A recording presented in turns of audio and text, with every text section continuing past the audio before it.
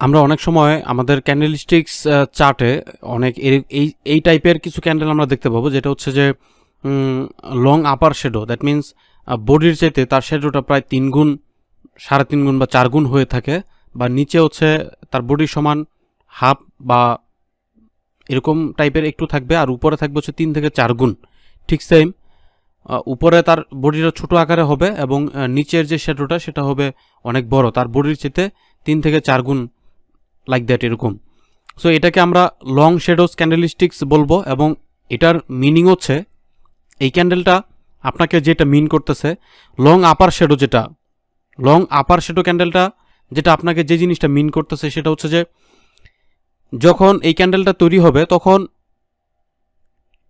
এই ক্যান্ডেল দিয়ে আপনাকে যেটা বোঝানো হচ্ছে যে এখানে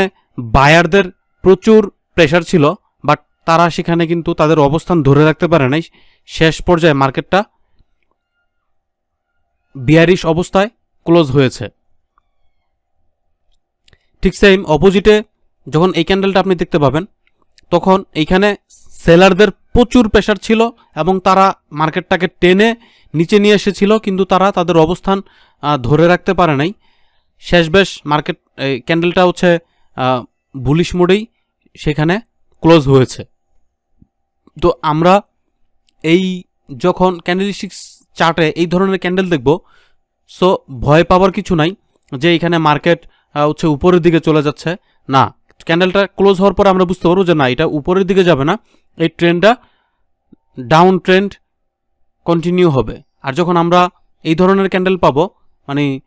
বিয়ারিশ মোডের ক্যান্ডেল, তখন এখানে ভয় পাওয়ার কিছু নাই যে মার্কেট উপরের দিকে যাবে, বাট এই ক্যান্ডেল তৈরি হইয়া সেটা নিচের দিকে মার্কেট চলমান থাকবে। সো এখানে হচ্ছে মার্কেট একটা সেন্টিমেন্ট আপনার সাথে একটা গেম খেলে এই ধরনের ক্যান্ডেল দিয়ে, বাট যদি আপনি এই ক্যান্ডেলের বৈশিষ্ট্য বুঝতে পারেন তাহলে অবশ্যই আপনি এখানে ট্রেড করে প্রফিট করতে পারবেন। Thank you.